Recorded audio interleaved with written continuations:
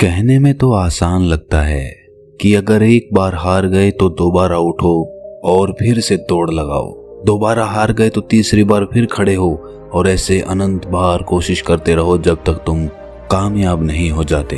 कहने में तो ये बहुत आसान लगता है, लेकिन जब बार बार हार होती रहे तो आखिरकार एक इंसान कितनी कोशिश करे, कहीं ना कहीं उसका मनोबल तो टूटेगा ही। लेकिन क्या कोई ऐसा फॉर्मूला भी है जो निरंतर चलते रहने के लिए हमें हिम्मत देता है? तो इसका जवाब है हाँ, और इसका जवाब आपको इस कहानी में मिलेगा। कहानी के अंत में आप देखेंगे कि कहां से एक इंसान को निरंतर प्रयास करते रहने के लिए हिम्मत मिलती है। जिस तरह मैं भगवान बुद्ध की कहानियों से आप सबको मोटिवेट करता हूं, वैसे ही आपका सिर्फ एक सब्सक्राइब करना मुझे मोटिवेट करता है।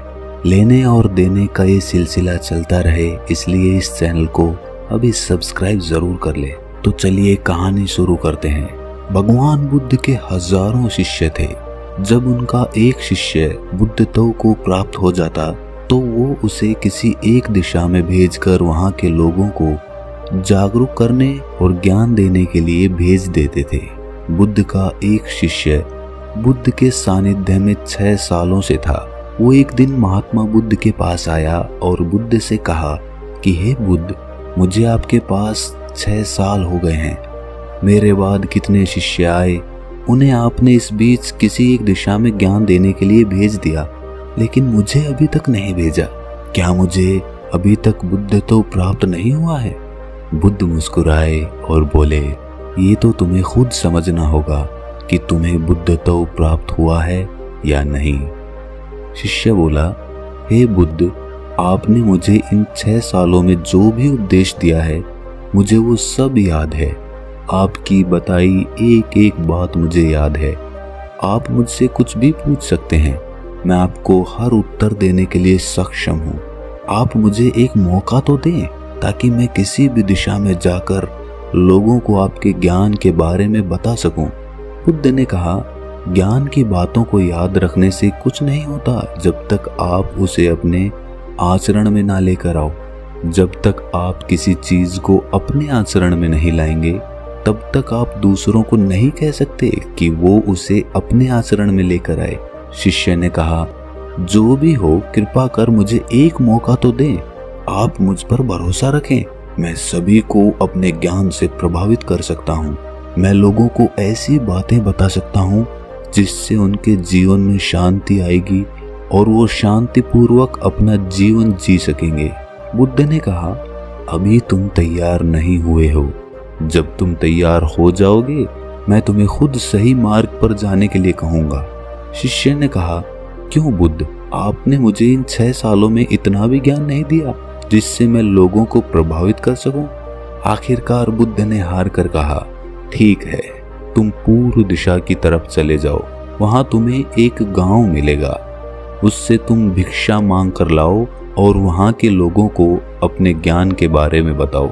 कल सुबह तुम वहां अकेले जाना और शाम को आकर मुझे बताना कि तुमने कैसे वहां के लोगों की मदद की। वो शिष्य ये सुनकर बहुत खुश हो गया और बुद्ध का आशीर्वाद लेकर वहां के लिए चल दिया।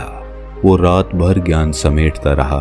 वो मन ही मन सोच रहा था कि मैं कल वहां पर ऐसी ज्ञान की छाप छोड़ूंगा कि वहां के लोगों के साथ बुद्ध भी मुझसे प्रभावित हो जाएंगे।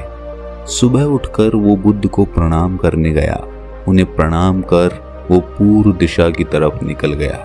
शाम को जब वो वापस आया तो बुद्ध ने देखा कि उस शिष्य के माथे पर चोट लगी है और खून बह रहा है। बुद्ध ने उसे पट्टी की और पूछा कि तुम्हें ये चोट कैसे लगी?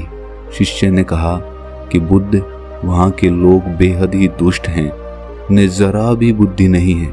मैं उस गांव में भिक्षा लेने के लिए गया पर किसी ने मुझे भिक्षा नहीं दी, सब मुझे गालियां दे रहे थे। एक व्यक्ति ने मुझे भिक्षा तो दी लेकिन नीचे फेंक कर और कहा, इसे उठा लो। मैंने उन्हें काफी समझाया लेकिन वो मेरी बात सुनने को तैयार ही नहीं थे।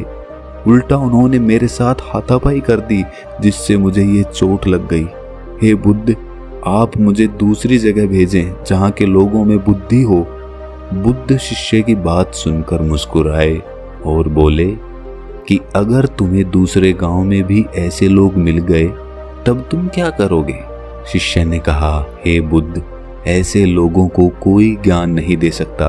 वो लोग अज्ञानी हैं, उन्हें कौन समझाएगा?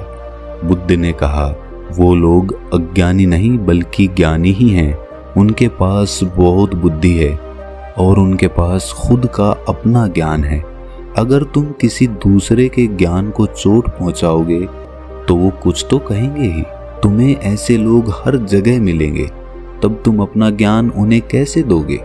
बुद्ध ने शिष्य को कहा कि आज तुम आराम करो, कल शाम को मेरे पास आना। शिष्य बुद्ध को प्रणाम करके चला गया। अगली शाम जब वो वापस बुद्ध के पास आया तब वहाँ एक और बुद्ध के शिष्य मौजूद थे। उनके हाथ में चोट लगी हुई थी। बुद्ध ने उस शिष्य के हाथ पर चोट देखकर उस पर पट्टी की और उस शिष्य से पूछा कि तुम्हें ये चोट कैसे लगी? शिष्य ने कहा, बुद्ध, आपने पूर्व के गांव में मुझे जाने के लिए कहा था, वहीं पर मुझे ये चोट लगी। बुद्ध ने कहा, वहां तुम्हारे साथ क्या हुआ था? शिष्य ने कहा, हे बुद्ध, वहां पर मैंने सबसे भिक्षा मांगी लेकिन किसी ने मुझे भिक्षा नहीं दी। एक व्यक्ति ने मुझे भिक्षा दी लेकिन उसने भी जमीन पर फेंक कर कहा कि इसे उठा लो। मैंने चुपचाप उसे अपने पात्र में रख लिया और उसे कल्याण का आशीर्वाद दिया। तब उस आदमी ने मुझसे कहा कि आप बड़े ही अजीब आदमी हैं, मैं आपका अपमान कर रहा हूँ और आप मुझे आशीर्वाद दे रहे हैं। मैंने उनसे कहा कि आप दानी हैं, आपने मुझे दान दिया है, इसीलिए मैं आपको आशीर्वाद दे रहा हूँ। फिर मैं वहाँ से आगे गया तो कुछ लोगों ने मुझे वहाँ से जाने के लिए कहा। उन्होंने मुझे अपशब्द कहे और मुझ पर पत्थर फेंके जिससे मुझे चोट लग गई। जब मैं वापस आ रहा था तब मैंने एक माँ को रोते हुए देखा। वो अपने बीमार बच्चे को लेकर चिंतित थी। मैं तुरंत जंगल से उसके लिए कुछ जड़ी बूटी ले आया, लेकिन वहाँ के लोग मुझे उसे जड़ी बूटी नहीं देने दे रहे थे। फिर मैंने उनसे विनती की कि वो मुझे उस बच्चे का इलाज करने दे। उसके बाद वो जैसा कहेंगे मैं ठीक वैसा ही करूँगा। फिर जिस व्यक्ति ने मुझे भिक्षा दी थी उसने गांव वालों को समझाया, तब उन्होंने मुझे उस बच्चे को जड़ी बूटी लगाने दी। उसके बाद वो बच्चा ठीक हो गया। फिर गांव वालों ने मुझसे उनके किए गए अभद्र व्यवहार के लिए क्षमा मांगी और मुझे धन्यवाद दिया। फिर मैं वहां से वापस आ गया। हे बुद्ध, मेरी आपसे एक विनती है। उस गांव के लोग बहुत भोले और सीधे साधे हैं। क्या मैं रोज उसी गांव में जाकर भिक्षा मांग सकता हूँ? ये सभी बात वो पहला शिष्य भी सुन रहा था।